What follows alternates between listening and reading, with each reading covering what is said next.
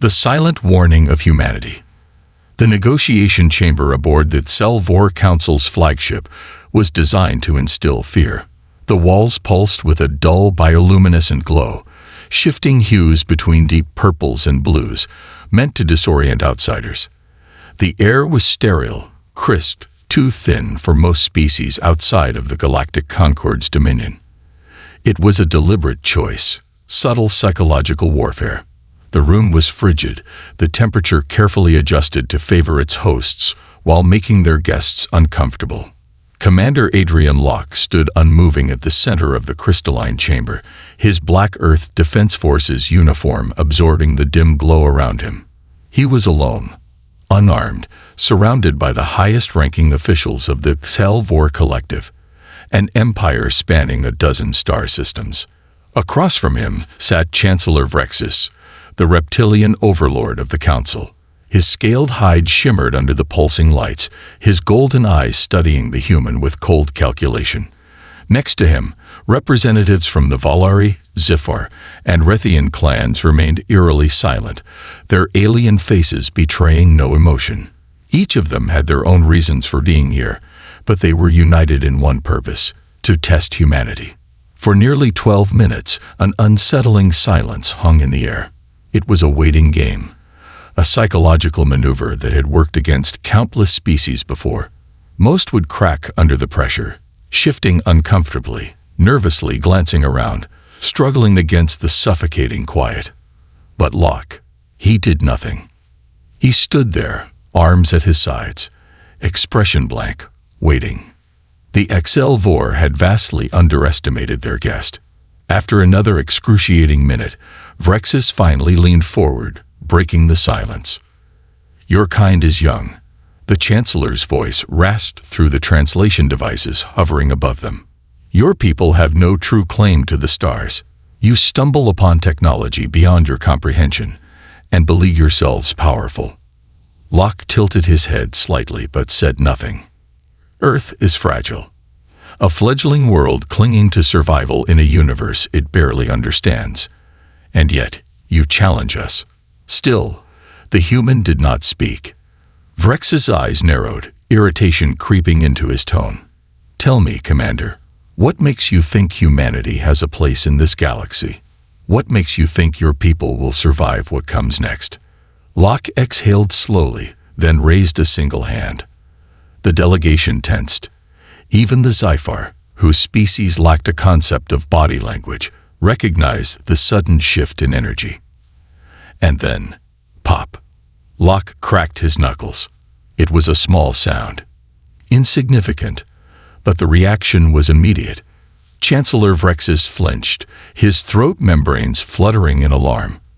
The Valari diplomat, a sinewy creature with bioluminescent tendrils, recoiled as if struck. The Rethian representative, a warrior race known for their ferocity, went rigid, his multiple pupils constricting in primal fear. The chamber, once eerily silent, now buzzed with nervous murmurs. Locke rolled his fingers casually, then repeated the motion. Pop, pop, pop. The Zifar emissary, who had never displayed emotion in all previous negotiations, made a sound, a low, vibrating trill of distress. The tension in the room thickened, the once confident delegation now shifting uncomfortably. Locke finally spoke, his voice calm, measured. "Something wrong." Vrexis bared his teeth, struggling to regain composure. "That sound. What is that sound?" Locke raised an eyebrow. "Cracking my knuckles. It's a human habit. Releases tension." Another deliberate crack. One of the smaller delegates in the back muttered something in their native tongue. The translator drones hesitated, then processed the words aloud. "It is the sound of war." Locke barely suppressed a smirk. "Interesting." The doors at the far end of the chamber hissed open, and a new figure entered. A hulking presence. 4 arms, each adorned with battle scars. Skin like volcanic stone, worn and cracked from countless battles. His burning amber eyes locked onto Locke with an intensity that sent a ripple of unease through the other council members. He wasn't just any warrior. This was General Takuris, supreme commander of the Xelvor military, the butcher of the Vaequin Wars, and a living legend in galactic warfare, a creature who had never known fear. Until now. Takaris came to a halt, staring at Locke, his expression unreadable. When he finally spoke, his deep voice sent vibrations through the chamber. "I know that sound." Silence. Takaris clenched his fists, his massive frame tense. 15 cycles ago. The Battle of Draven's Pass. We led an assault against an enemy stronghold. An easy victory, we thought. But then, he exhaled sharply. Then we heard it. The council members looked at him in confusion. One human. Takaris continued, his voice like distant thunder. Alone. Against an entire battalion. Before the battle began, he did exactly what this human did just now. He cracked his knuckles. The murmurs grew frantic. Some delegates exchanged uneasy glances. "We lost. Everyone," Takaris admitted, his tone heavy. "The only survivor was me. And only because I played dead beneath the bodies of my own soldiers." I heard him walk away. Heard him muttering about how he should have stretched first. That sound. He turned to Locke, narrowing his gaze. That sound is not the sound of tension. It is the sound of death approaching. The chamber fell into complete silence. Locke simply smiled. "Is that so?" He cracked his neck. The reaction was instant. Several diplomats flinched. One let out a strangled gasp. The Zyphar emissary, whose species had never before been seen retreating, actually took a step backward. Locke adjusted his uniform, unbothered. "Perhaps," he said smoothly, "you should consider Earth's position more carefully." Vrexis was silent. His reptilian fingers curled tightly against the table. He was losing control of the meeting. And he knew it. Finally, in a voice tight with restrained emotion, the Chancellor nodded. "We will reconvene later." The council hurriedly filed out. Only Takaris lingered. As the others left, he stepped closer to Locke, lowering his voice. "Tell me, Commander," he rumbled, "was it truly just a habit, or was it a warning?" Locke tilted his head slightly, his expression unreadable. Then, without answering, he simply cracked his fingers one last time. Takaris stiffened, and for the first time in his long and merciless career, he turned and walked away. Echoes of fear. General Takaris stormed through the dimly lit corridors of the Xelvor flagship, his massive footsteps pounding against the alloyed floors. The encounter with the human had shaken him more than he cared to admit. He clenched his four fists, his battle-worn knuckles tightening as memories from Draven's past surfaced in his mind. The carnage, the humiliation, the sheer impossibility of what had happened. A single human mercenary had annihilated a battalion of Xelvor warriors, soldiers trained for planetary sieges. They had fought in atmospheres so toxic that other species would wither within minutes. They had conquered worlds, burned cities, reduced entire civilizations to dust. And yet, they had been hunted, one, by a lone human. Takaris still heard it in his nightmares. The sound of cracking knuckles. It was burned into his memory like a scar across his mind. And now, standing before him in that cursed diplomatic chamber, was another human making that same sound, with that same casual arrogance. He stormed into the council's private chambers, where Chancellor Vrexis and the other representatives had gathered in a tense huddle. Their expressions were tight, their body language stiff. The tension in the air was thick enough to choke on. Vrexis turned as Takaris entered. "Tell me it is just superstition," the Chancellor demanded, his golden eyes burning with frustration. Takaris exhaled heavily. "It is not." The chamber fell silent. A Valerian void, whose species communicated through bioluminescent pulses across their skin, shimmered with anxiety. "This is absurd. The humans are primitive. They lack the numbers, the influence, and the technology to challenge us." And yet, he hesitated. "And yet we all felt it, didn't we?" No one responded, but the answer was clear. Yes, they had felt it. Something primal, something ancient. Fear. The Zyphar ambassador, an amphibious being with translucent skin, finally broke the silence. The humans should have been eradicated before they ever left their home system. His voice trembled slightly. We made a mistake letting them grow. Vrexus bared his fangs. They will learn their place. We will remind them who the masters of this galaxy are. Takaris narrowed his eyes.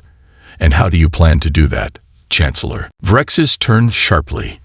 They will kneel, or they will be wiped from existence. The general's fingers twitched.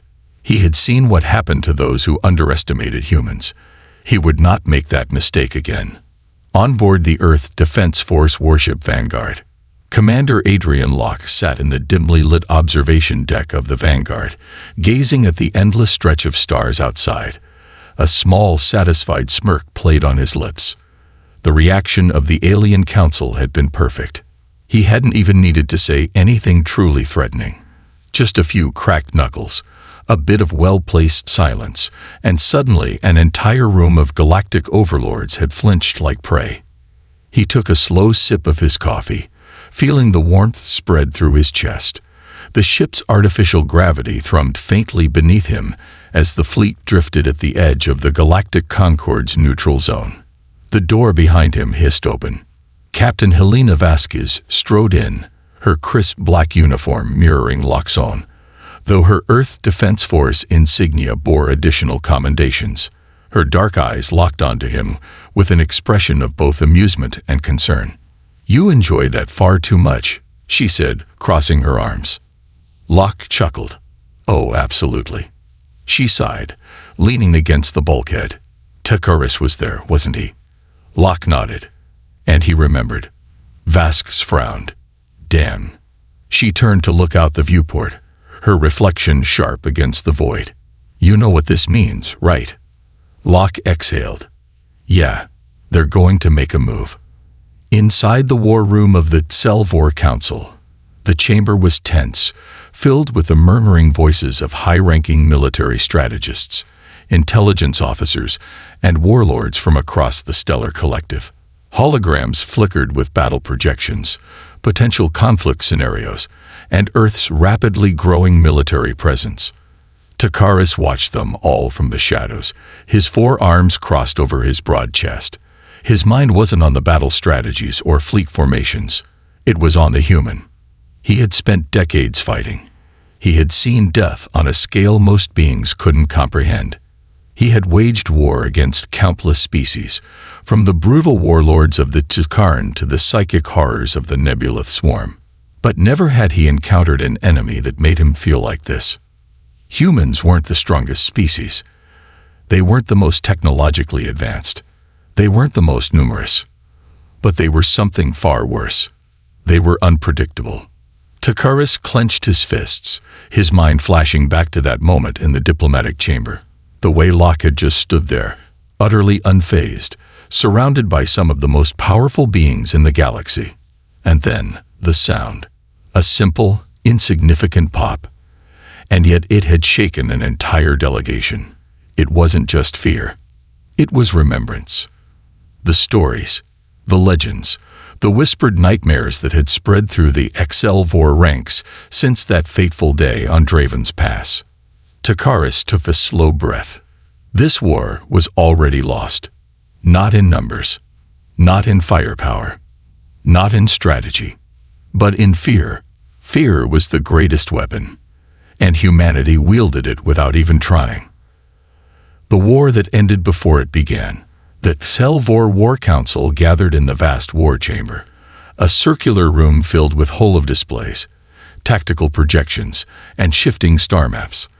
The most powerful warlords, admirals, and strategists of the Galactic Concorde were present, their expressions unreadable, their voices hushed with an unspoken tension. At the head of the chamber stood Chancellor Vrexus, his golden eyes cold as he gazed upon the assembled military minds. Beside him loomed General Takaris, his forearms crossed tightly against his chest. The tension between them was thick, though neither had spoken a word to each other since the disastrous diplomatic meeting.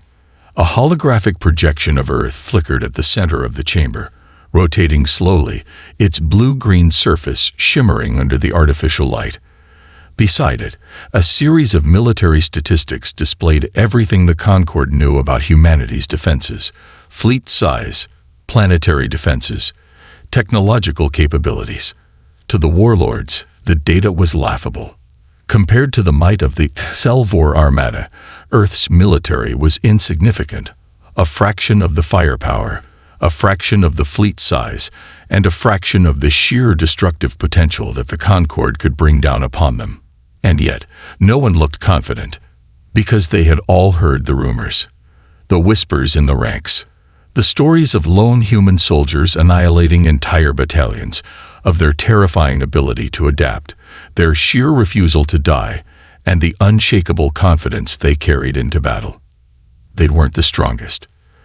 They weren't the most advanced. But they were something worse. They were an unknown factor. And unknowns in war were dangerous.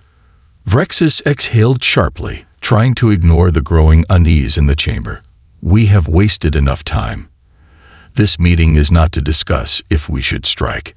It is to discuss how. There was a moment of silence before Admiral Kelvar, a sharp-featured Selvor tactician, leaned forward, his tone measured. I propose full planetary bombardment. We do not engage them in direct conflict. We strike from orbit and render Earth uninhabitable before they have a chance to react. Cowardice, Takaris muttered under his breath. Kelvar narrowed his eyes. It is efficiency. We gain nothing from prolonged war. If we strike hard and fast, we end this before it begins. Another warlord, a towering Zypher battle commander, let out a low trill. You think so little of them. His translucent skin pulsed with unreadable emotion. We have underestimated humans before, and it has cost us. Kelvar scoffed. They are a fledgling race. They barely have control over their own sector. You let myths cloud your judgment. Takaris' eyes darkened. Then tell me, Admiral, he said, stepping forward. Have you ever fought them? Have you ever stood on a battlefield and watched as an entire regiment fell to a single human? Kelvar hesitated. No, but I have. Takaris' voice was a low growl, sending a ripple of unease through the chamber. He had fought them. He had watched his soldiers fall one by one in the freezing wastelands of Draven's Pass, where a single human mercenary had turned an entire battlefield into a slaughterhouse. And now he stood in a room full of fools who thought they could crush humanity with numbers alone. You think you understand war, Admiral, Takaris continued, stepping toward the hologram of Earth. But you do not understand humanity. He reached out, tapping the image with a single massive finger. If you strike their home, you will awaken something you cannot contain. Vrexus exhaled sharply. Enough with this nonsense, General. You are letting primitive emotions cloud your strategy. Takaris turned his burning gaze toward him. And you are underestimating the only species in this galaxy that fights not for conquest, not for territory, but simply because someone told them they couldn't win. On board the EDF flagship Vanguard, Commander Adrian Locke stood in the war room of the Earth Defense Fleet, watching as a dozen tactical officers moved quickly around the holotable. The entire room was bathed in the soft blue glow of shifting star charts, displaying the Selvor fleet movements in real time. They were preparing for war. And Locke couldn't help but smile. Sir, Selvor movements suggest imminent hostility, one of the officers reported. They've increased fleet patrols near the neutral zone. Long-range scans indicate potential fleet buildups along the outer rim. Locke exhaled slowly. So it begins. The door to the war room hissed open, and Captain Helena Vasquez entered, her expression unreadable. She crossed her arms, staring at the projections. They're making their move, she said simply. Locke nodded. Let them. Vasquez glanced at him. You think they'll actually attack? Locke smirked. They don't have a choice anymore. He stepped toward the projection, tapping a finger against the Telvor fleet formations. The moment they let fear take hold, they lost this war. Zelvor War Chamber. The council chamber was in chaos. Warlords shouted over each other. Strategies were debated, challenged, discarded. The initial confidence that had filled the room at the beginning of the meeting was shattered. Because deep down, they all knew. This war wasn't about firepower. It wasn't about tactics. It was about psychology. And humans had already won. Takaris watched them with cold amusement. He didn't even need to argue anymore. They were afraid. Afraid of a species that should have been insignificant. Afraid of a species that, by all logic, shouldn't have posed a threat. And yet, here they were. A room full of galactic warlords, whispering like frightened hatchlings. He exhaled slowly. Then, with deliberate motion, he raised one of his massive hands and cracked his knuckles. The room fell dead silent. Some of the council members actually flinched. Takaris chuckled. "We should not go to war with humanity," he said simply. Vrexis narrowed his eyes. "You suggest surrender." Takaris shook his head.